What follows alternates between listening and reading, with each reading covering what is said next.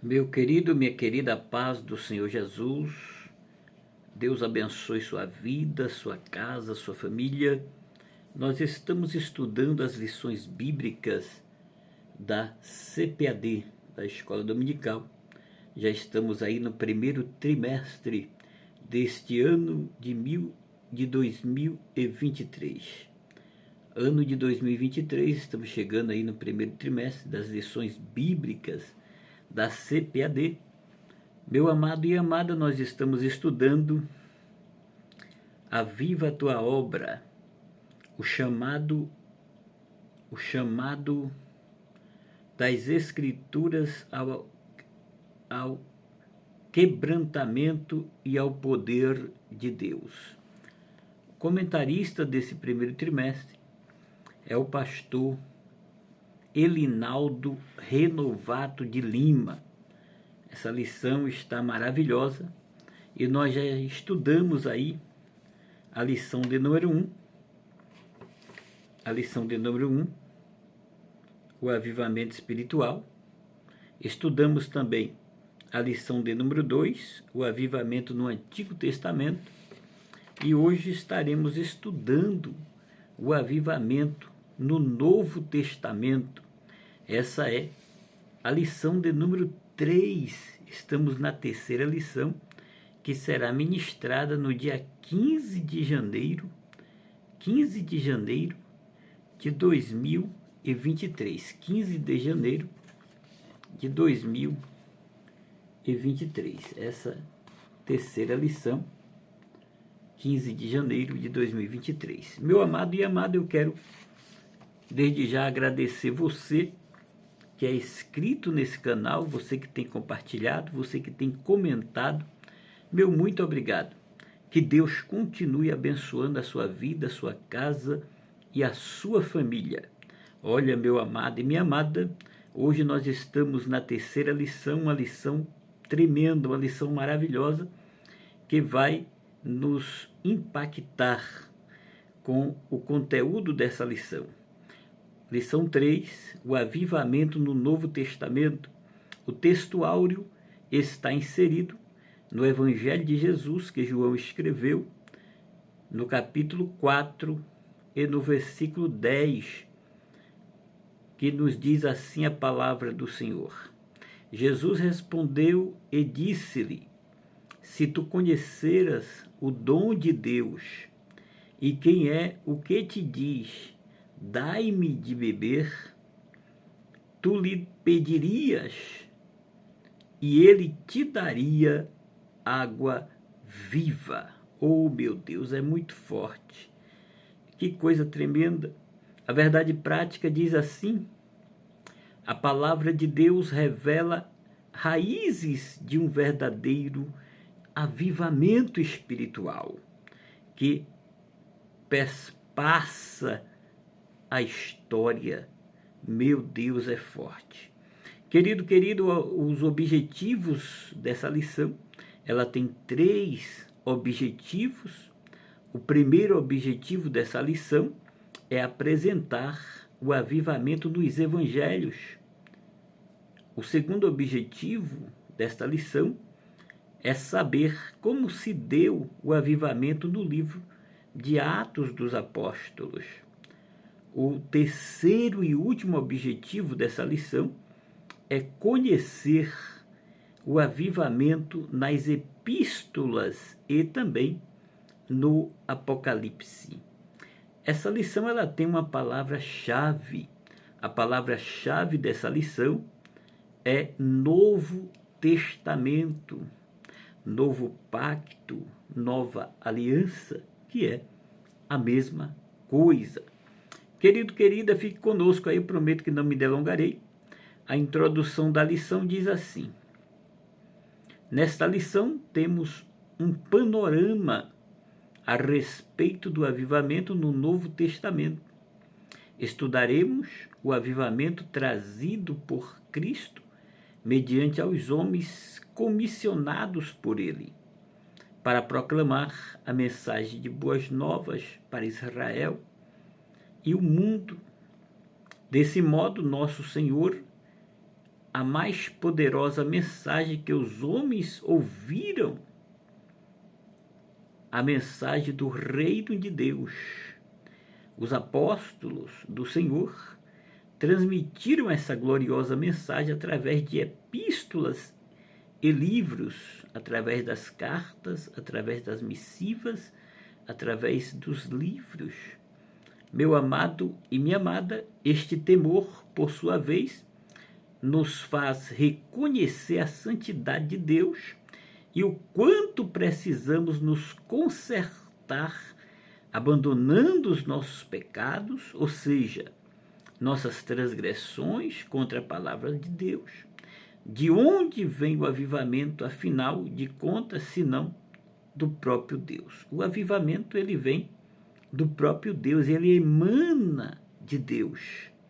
Querido, o primeiro ponto dessa lição diz assim: o avivamento nos evangelhos. O avivamento nos evangelhos.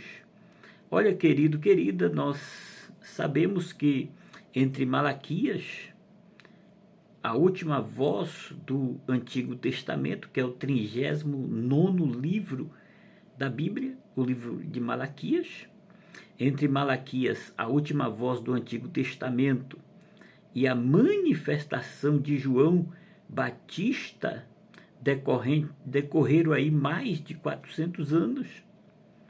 No Novo Testamento, vamos nos deparar, meu amado e minha amada, com o precursor do Messias, o qual apareceu pelas campinas verdejantes do Jordão, a saber, João o Batista, pregando ardentes mensagens sobre o arrependimento, mensagens tremendas, mensagens maravilhosas. Arrependei-vos. Ele clamava e ele apregoava e ia fazendo aí com que o caminho do Senhor fosse aberto. As pessoas entendiam que estavam erradas através da pregação de João Batista. Eles confessavam sua fé no Messias e eram batizadas com o batismo do arrependimento. João, ele batizou o batismo do arrependimento. João trouxe um vigoroso avivamento espiritual. Sua vida e ministério muito tem a nos ensinar. Aprendemos muito com João. Meu querido, o avivamento em João é o primeiro tópico desse primeiro ponto. O avivamento em João, o quarto evangelho de Jesus, e também primeiro, segundo e terceiro João, e o Apocalipse foram escritos por outro João, conhecido também como discípulo amado, e João evangelista. Sabemos que João Batista ele foi decapitado na prisão, e quem escreveu o evangelho foi João o evangelista. É bom nós entendermos isso para não ficarmos aí, alguns irmãos que não, quem sabe não tem essa ciência, pode confundir João Batista com João evangelista, que é algo totalmente diferente. Sabe-se que João era irmão de Tiago e filho de Zebedeu, um homem considerado bem sucedido e influente, e quarto e último evangelho na Bíblia, ele apresenta Jesus como o verbo de Deus, que existiu desde a eternidade com Deus e que se fez humano, mostrando assim amor e a verdade de Deus. É muito importante entendermos. E também, meu amado, minha amada, a tradição afirma, a tradição judaica, ela afirma que o livro foi escrito por volta de 80 a 95 depois de Cristo, e que João tinha escrito no fim de sua vida. A sua abordagem, a abordagem de João que ele escreveu, difere dos outros 3 evangelistas. Daí não consideramos esse evangelho um livro sinótico. O evangelho de João é um evangelho geral para toda a igreja. Não faz parte do grupo dos evangelhos sinóticos que nós vamos daqui a pouco está tratando desse assunto também. Então, a base dos ensinos e pregações de João Batista era a doutrina do arrependimento. Arrependei-vos, gritava João com autoridade.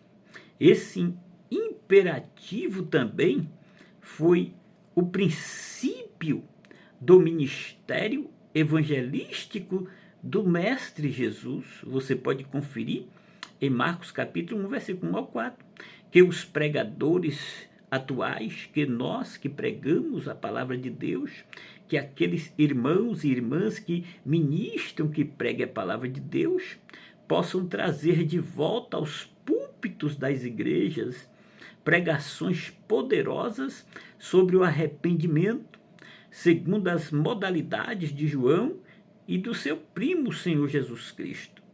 Que possamos pregar o arrependimento, porque as pregações atuais, 90% das pregações, são pregações de autoajuda, não de ajuda do alto.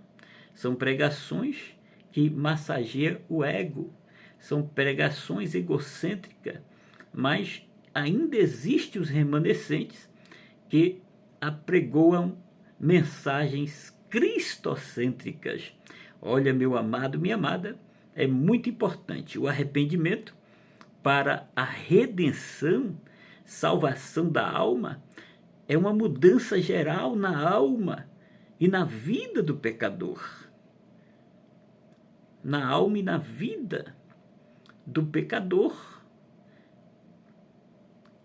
que se entrega a Jesus. Quando o pecador se entrega a Jesus, reconhece que depende do Senhor, que é um pecador e precisa do perdão de Deus, e aceita e tem Jesus como seu Senhor e Salvador, isso é tremendo, é maravilhoso.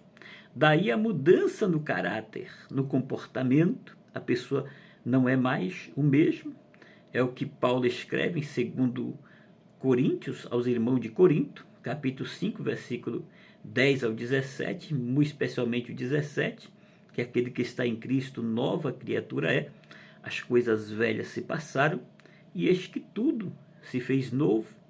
Então, uma condição espiritual, mudança de donos, de destino eterno, seus desejos, seus hábitos passam a ser outros, a sua maneira de viver, a sua forma, os seus pensamentos passam a ser totalmente diferentes, porque você se arrependeu, é uma pessoa que se converteu, que está na presença do Senhor. Isso aí é o verdadeiro avivamento. Esse é o verdadeiro avivamento, é uma metamorfose, é uma mudança de atitude.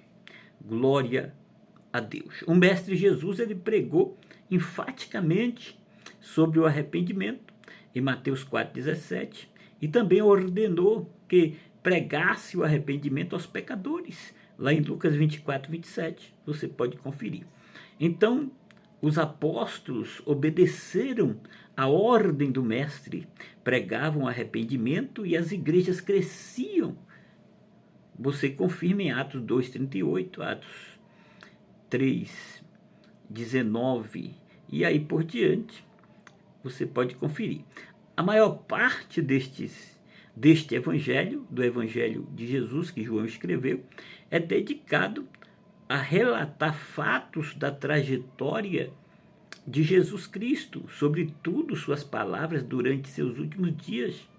Há indícios, meu amado e minha amada, de que o próprio João tinha sido inspirado, e esse evangelho foi para inspirar os cristãos a permanecerem na fé em Jesus Cristo como Filho de Deus, e ainda ressaltar que por meio de Jesus a humanidade terá salvação. Isso aqui é muito tremendo.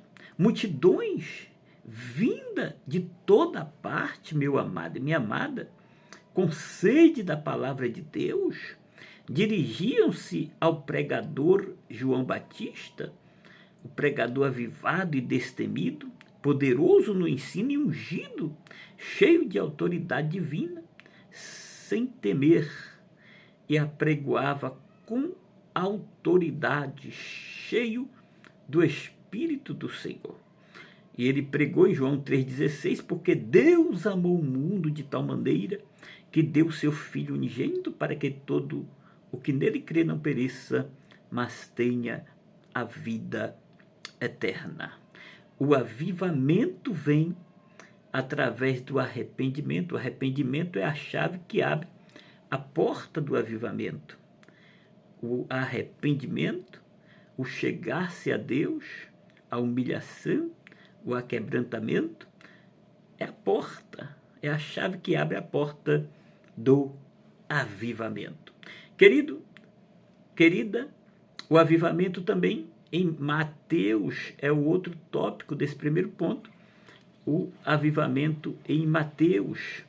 A relação sinótica dos evangelhos escritos por Mateus, Marcos e Lucas, a partir do século XVIII, os 3 primeiros evangelhos passaram a ser conhecidos como evangelhos sinóticos, sinopses, que significa visão em conjunto, em uma análise da organização narrativa da vida e obra de Jesus no evangelho escrito por João, comparada com a dos livros sinóticos, a saber, Mateus, Marcos e Lucas, fica evidente a diferença entre eles e, consequentemente, o motivo de João não pertencer a esse grupo sinótico. As similaridades entre os 3 evangelhos sinóticos conduzirão, em determinados momentos, uma análise comparativa de textos de Mateus com Marcos e também Lucas. Essa análise, meu amado e minha amada, contribuirá para a interpretação do texto em apreciação. Mateus e Lucas possuem um maior volume, são livros maiores, e, consequentemente, maior detalhadamente, de alguns episódios, eles detalham com mais minuciosidade, como, por exemplo, a tentação, a infância e discursos de Jesus. Desse modo, Mateus e Lucas têm um conteúdo maior que Marcos, mas eles se completam e se complementam. As semelhanças entre eles deram-lhes o título de evangelhos sinóticos. Evangelhos sinóticos. O evangelho de Jesus, escrito por Mateus, é o primeiro dos evangelhos sinóticos e o mais lido e estudado desde os primórdios do cristianismo. Olha, querido, querida, Mateus escreve em Jerusalém para uma comunidade judaica cristã. Ele apresenta uma estrutura marcadamente didática, distribuída por 5 grandes discursos que são intercalados por narrativas. Em seu conteúdo, Mateus destaca o Sermão do Monte, as parábolas a respeito do reino dos céus, o reino de Deus, que aparece mais de 30 vezes em Mateus, as orientações de Jesus para a igreja e o discurso escatológico. São esses 5 discursos no Evangelho de Jesus, escrito por Mateus. A data que o Evangelho de Jesus foi escrito por Mateus é incerta, mas é muito provável, meu amado e amada, que seja entre 60 depois de Cristo e 70, entre os anos 60 a 70 depois de Cristo, muito especialmente lá para os anos 70 depois de Cristo. Mateus tem a intenção de provar aos judeus que Jesus Cristo é o Messias e Rei prometido. Olha, meu amado e amada, como o objetivo de Mateus é apresentar Jesus Cristo como Rei e Messias de Israel, ele cita o Antigo Testamento mais do que os outros 3 escritores dos evangelhos. Mateus, ele cita mais de 60 vezes passagens proféticas do Antigo Testamento, demonstrando como Jesus as cumpriu. Mateus, ele começa o evangelho com a genealogia de Jesus, traçando sua linhagem até Abraão, o progenitor dos judeus. Meu querido, minha querida, de lá, Mateus cita extensivamente os profetas, muitas vezes utilizando a frase como foi dito pelos profetas.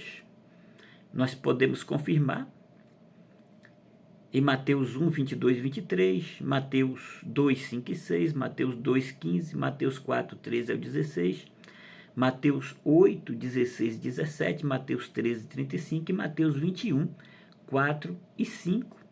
Estes textos que eu acabei de falar para você refere-se às profecias do Antigo Testamento acerca do nascimento virginal de Jesus, profetizado por Isaías, em Isaías 7,14, que se cumpriu em Mateus 1, versículo 22 e 23.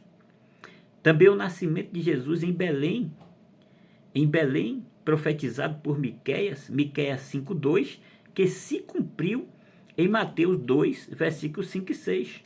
Também o retorno de Jesus do Egito após a morte de Herodes, que foi profetizado por Oséias, em Oséias 11, versículo 1, que se cumpriu também em Mateus 2,15. Isso é tremendo.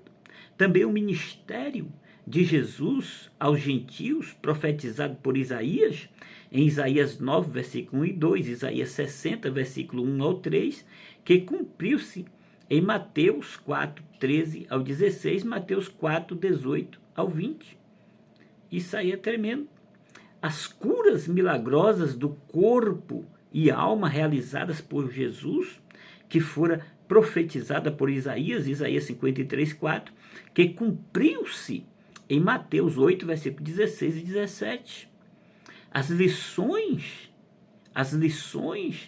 que Jesus ensinou na forma de parábolas, profetizado nos Salmos 78, o verso 2, que cumpriu em Mateus 13, 35. Olha, meu querido, é tremendo a entrada triunfal de Jesus em Jerusalém, profetizado por Zacarias, em Zacarias 9, 9, que cumpriu-se em Mateus 21, nos versículos 4 e 5. O amor e preocupação de Mateus pelo povo judeu é visível através de sua abordagem minuciosa de contar a história do Evangelho de Jesus. Assim, Mateus revela o real avivamento que o mundo poderia vivenciar através do mestre, do Raboni da Galileia, o Senhor Jesus. Meu amado, vamos também para o outro ponto da lição, que é o avivamento em Marcos. Já falamos do avivamento em João, já falamos do avivamento em Mateus, e agora vamos falar do avivamento em Marcos. Marcos, também chamado de João Marcos, é o autor desse livro. Embora Marcos não tenha estado entre os discípulos originais de Jesus, o Cristo, ele converteu-se mais tarde e tornou-se um assistente do apóstolo Pedro. E ele pode ter escrito esse evangelho com base no que ele aprendeu do apóstolo Pedro. Marcos e sua mãe, Maria, eles moravam em Jerusalém. A casa deles era um lugar onde os primeiros cristãos se reuniam para orar, para buscar o Senhor. Você confirma em Atos 12, versículo 12. Marcos, ele saiu de Jerusalém para ajudar a Barnabé e a Saulo na primeira viagem missionária de Paulo, em Atos 12, versículo 25, Atos 13, versículo 4 e 6, Atos 13, versículo 42 ao 48. Então, Paulo ele escreveu mais tarde que Marcos estava com ele em Roma. Confirmamos isso em Colossenses 4:10. Em Filemão também 1:24 refere-se a Marcos nesses versículos. E Paulo elogia como um companheiro que é muito útil para o ministério em 2 Timóteo 4:11. Pedro também refere-se a Marcos como o meu filho Marcos. Pedro ele chama Marcos de filho. Em primeira epístola de Pedro, no capítulo 5, versículo 13, mostrando a proximidade do relacionamento entre ele e Marcos. Marcos, ele escreve em Roma para a comunidade cristã formada de judeus e gentios. Este evangelho foi provavelmente escrito antes ou pouco tempo depois da morte de Pedro, que aconteceu por volta de 64 depois de Cristo.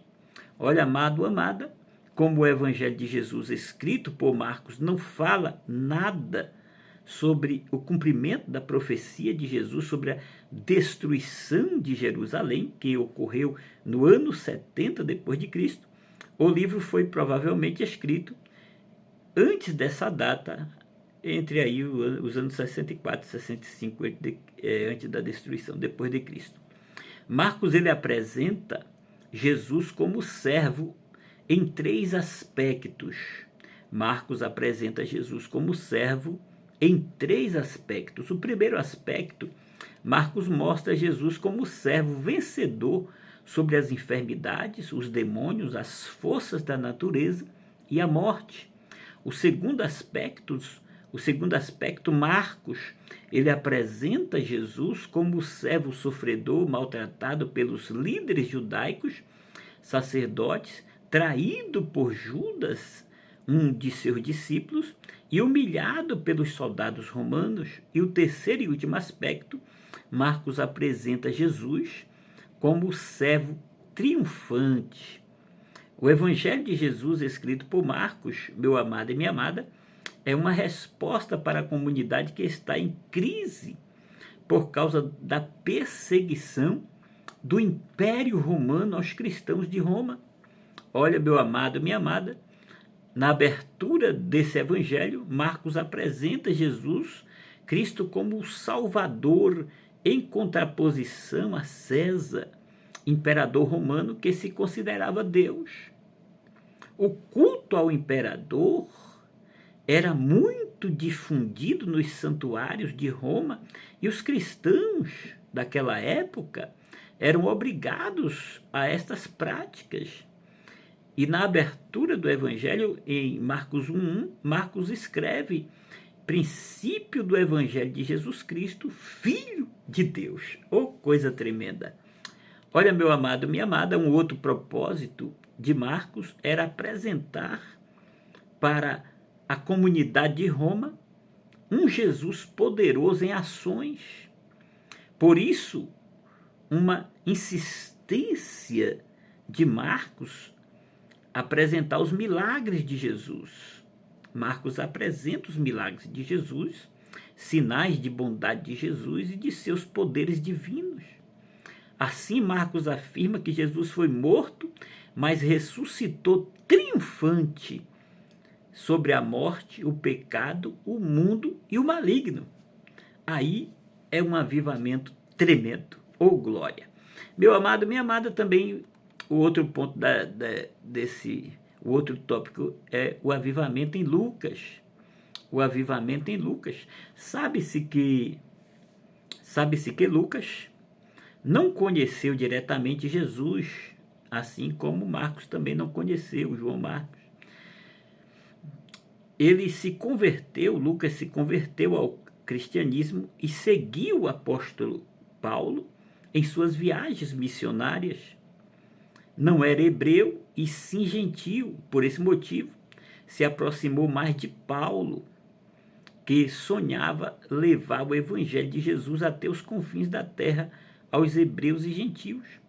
Não se tem dados precisos sobre a vida do Dr. Lucas. Sabe-se pelos escritos que era médico Lucas era médico.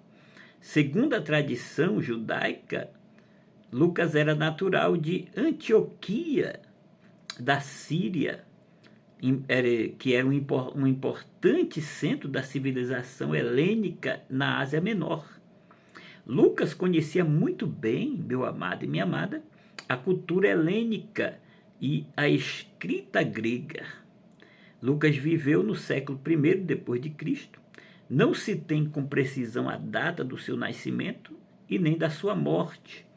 É importante percebermos também que Lucas, o médico amado, que está em Colossenses 4,14, a quem é atribuída a autoria do terceiro evangelho, é citado no Novo Testamento 3 vezes. Todas as citações estão nas epístolas paulinas e são usadas como um contexto do aprisionamento do apóstolo Paulo. Você confirma em Colossenses 4,14, Filemão 2,4 e 2 Timóteo 4,11. Esses 3 textos apresentam aí Lucas como médico do apóstolo Paulo, companheiro do apóstolo Paulo. Em uma das vezes, só Lucas ficou para cuidar do apóstolo Paulo. Olha, querido, embora o autor do terceiro evangelho não se identifique pelo nome, isso não dispõe contra a autoria lucana. Desde os seus primórdios, a igreja cristã atribui a Lucas a autoria do terceiro evangelho. Lucas, ele era historiador e também médico. Ele escreveu a sua obra em 2 volumes, em Lucas 1, versículo 1 ao 4, e em Atos 1, versículo 1 e 2. Ele escreveu o terceiro evangelho e a primeira parte deste trabalho, e é uma narrativa da vida e obra de Jesus, que é o evangelho de Jesus escrito por Lucas, enquanto os Atos dos Apóstolos, que também foi escrito pelo Dr. Lucas, compõem a segunda parte e narra o caminhar espiritual dos primeiros cristãos da igreja primitiva. O Dr. Lucas endereçou o evangelho a Teófilo. Certamente, Teófilo era uma pessoa importante que devia ocupar uma alta posição social naquela época, sendo citado como excelentíssimo. Olha, meu amado, pode-se dizer que, além deste ilustre destinatário, Lucas também escreveu aos gentios. O terceiro evangelho pode ser classificado como sendo de natureza soteriológica e carismática. Soteriológica porque narra o plano da salvação, e carismática porque dá amplo destaque ao papel do Espírito Santo como capacitador do ministério do Senhor Jesus. A teologia cristã, meu amado e minha amada, a teologia cristã destaca que Lucas divide a história da salvação em 3 estágios.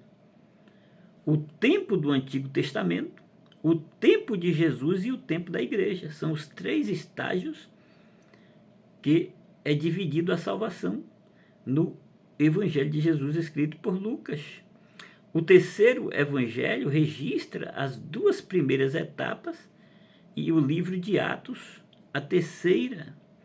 Então nós encontramos essas 3 etapas, 2 em Lucas e 1 em Atos. Em Lucas 16,16, no contexto de Lucas, a expressão a lei e os profetas é uma referência ao Antigo Testamento, onde é narrado o plano de Deus para o povo de Israel. A frase anunciado o reino de Deus se refere ao tempo de Jesus que, através do Espírito Santo, realiza e manifesta o reino de Deus. Olha, meu amado, que coisa tremenda. O tempo da igreja ocorre quando o Espírito Santo, que estava sobre Jesus, é derramado sobre todos os cristãos, todos os crentes. Lucas, ele apresenta Jesus como o homem perfeito, ou seja, o Filho de Deus, em Lucas 1,35, e Filho do Homem, em Lucas 5,24. São expressões messiânicas que revelam a deidade de Jesus. A primeira expressão mostra Jesus como verdadeiro Deus, enquanto a segunda ocorre 25 vezes no terceiro evangelho, mostra-o como verdadeiro homem. Ele é o Filho do homem, o homem perfeito, ao usar o título Filho do homem para si mesmo. Jesus evita ser confundido com o Messias político esperado pelos judeus. Como homem perfeito, meu amado e minha amada, Jesus era obediente a seus pais. Todavia, estava consciente de sua natureza divina. Você confirma em Lucas 2, versículo 4, a seguir. E como homem perfeito, Jesus enfrenta a derrota de Satanás. Satanás é derrotado na tentação. Satanás tenta Jesus, mas Jesus vence Satanás. Lucas apresenta Jesus como o verdadeiro avivamento vindo dos céus. É tremendo, querido. Olha, meu amado, minha amada, a sínopse aqui do primeiro ponto da lição diz: o Novo Testamento mostra o avivamento que a mensagem de Jesus pode revelar ao mundo.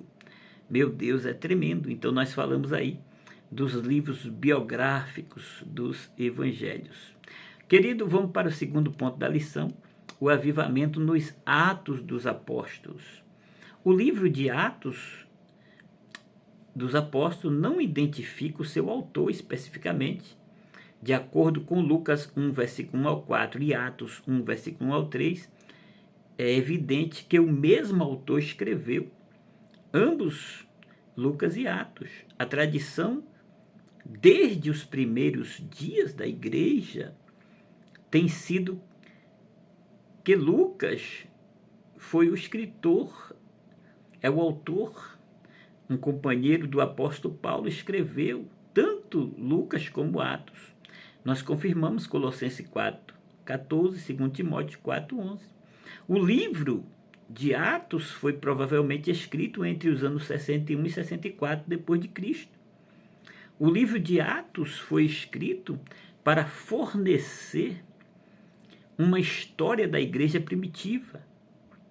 A ênfase do livro é a importância do dia de Pentecostes e o ser capacitado pelo Espírito Santo para sermos testemunhas eficazes de Jesus Cristo. Atos registra os apóstolos sendo testemunhas de Cristo em Jerusalém, Judéia, Samaria e o mundo ao redor.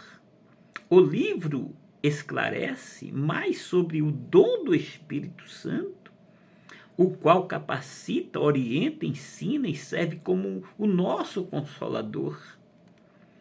Ao ler o livro de Atos dos Apóstolos, que também conhecemos como Atos do Espírito Santo, somos iluminados e encorajados pelos muitos milagres que estavam sendo realizados naquela época pelos discípulos Pedro, João e Paulo.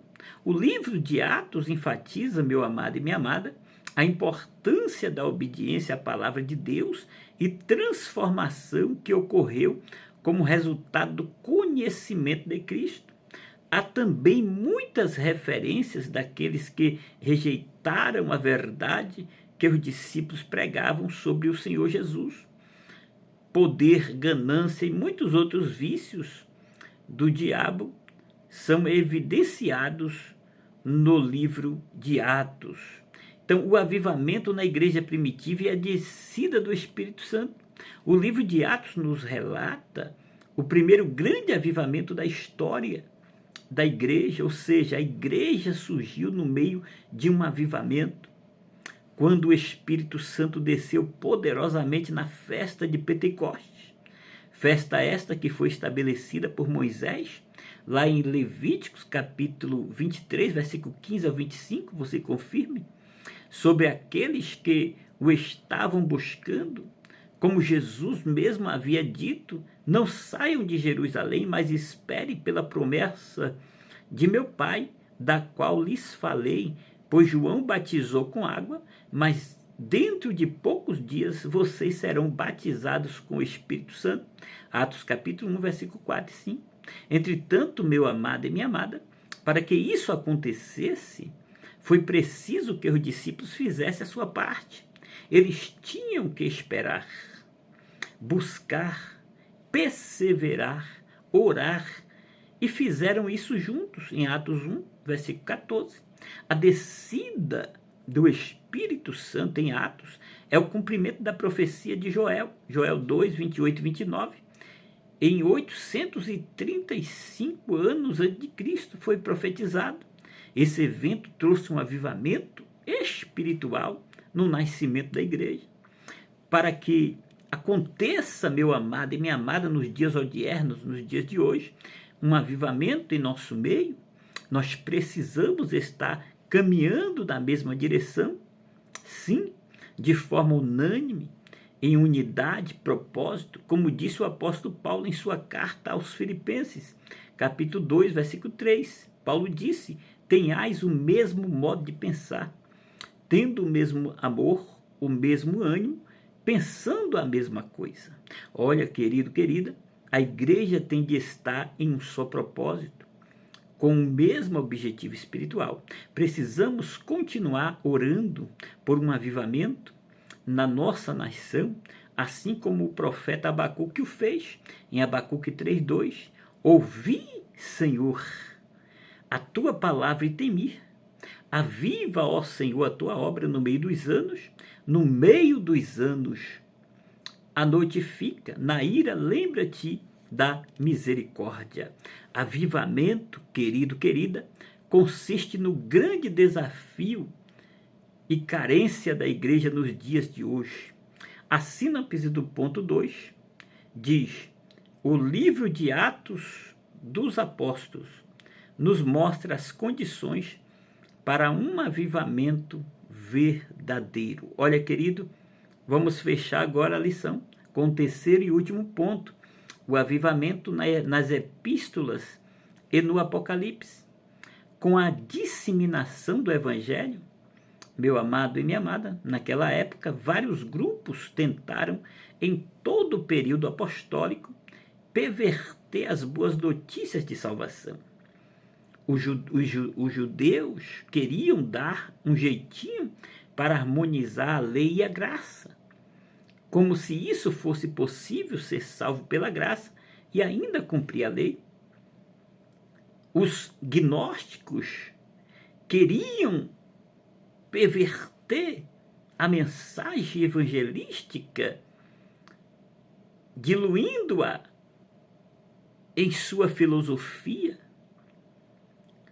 Isso tudo regado com os aproveitadores, e já existia naquela época, sim, senhores, que volte-se, que em volta e meia tentavam se beneficiar com a igreja. É o caso de Simão, o mágico, em Atos capítulo 8, o versículo 18. Vou tomar uma aguinha aqui.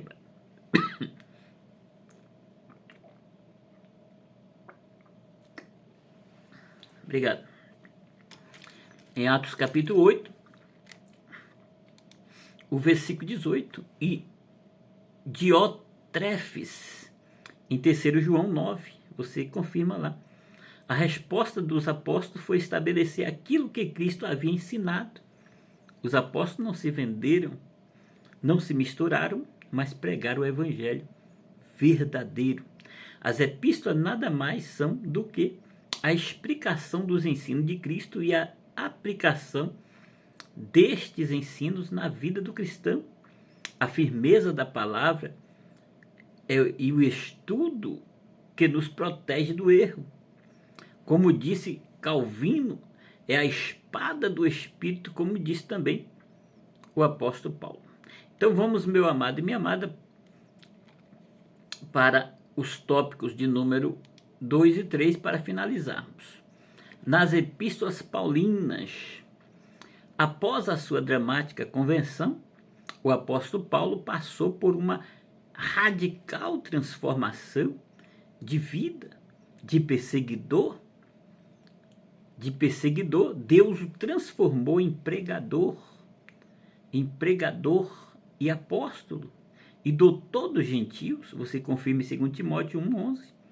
Não por acaso, Paulo escreveu 13 cartas, 13 missivas, 13 epístolas entre igrejas e pessoas. Em suas epístolas destinadas às igrejas, podemos destacar temas como a justificação pela fé, em Romanos 5,1, a salvação em 1 e 2 Coríntios, a transformação do corpo em 1 e 2 Tessalonicenses, e também 1 Tessalonicenses 4, 16, 17, o advento da alegria dos salvos em Filipenses 4, 4.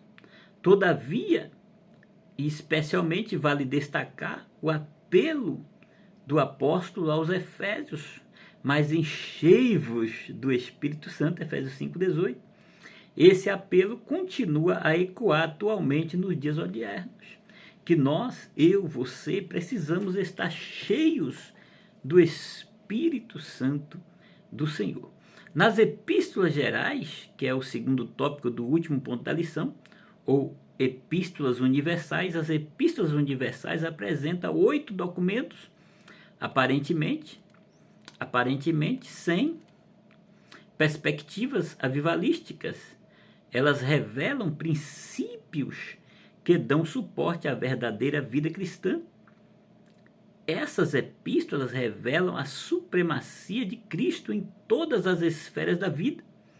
Olha, querido, querida, o valor da fé e da salvação acompanhadas de boas obras, o valor da santificação e do amor de Deus derramados nos corações dos salvos. Esses princípios apontam para uma vida cristã avivada. No livro do Apocalipse, o livro da revelação de Jesus Cristo, o último livro da Bíblia, que foi escrito entre os anos 90 e 96 depois de Cristo, traz revelações singulares a respeito dos fins dos tempos. A revelação, querido e querida, de Cristo glorificado, em Apocalipse 1:1, a revelação de coisas passadas, Apocalipse 1:19, a revelação de coisas em relação à igreja, Apocalipse 2:3, em relação às nações, o arrebatamento da igreja, o tribunal de Cristo, em 2 Coríntios 5:10, a entrega dos galardões, as bodas do Cordeiro, Apocalipse 4-22, depois de 7 anos, em que haverá grande tribulação na terra, o tribunal de Cristo e as bodas do Cordeiro no céu, Jesus voltará em glória e será visto por todos os habitantes da terra, em Apocalipse 1:7. Ele dará fim à grande tribulação e implantará gloriosamente o seu reino milenial. Nesse dia o mundo viverá o maior e o último avivamento da história. A sínopse do terceiro e último ponto diz assim: o avivamento também é encontrado nas epístolas e no Apocalipse. Vamos fechar, meu amado e minha amada, para a conclusão dessa lição. O Novo Testamento é a revelação de Deus para a sua igreja e a mensagem de salvação para toda a humanidade. Por isso, ao longo desse divino documento, nós podemos perceber a vontade de Deus para um avivamento genuíno do seu povo. No geral, o Novo Testamento revela o plano de Deus para o mundo, bem como suas diretrizes para que a igreja exerça de maneira avivada a sua missão na terra. O avivamento, ele não é marcado pelo homem. Vamos fazer cultos de avivamento, vamos fazer um congresso de avivamento. Não, o avivamento emana de Deus. Emana de Deus, através do arrependimento do homem. O homem se achega a Deus e Deus, através da sua palavra, renova e aviva a vida do homem. Deus te abençoe, Deus te guarde, Deus te ajude e até a próxima lição, querido.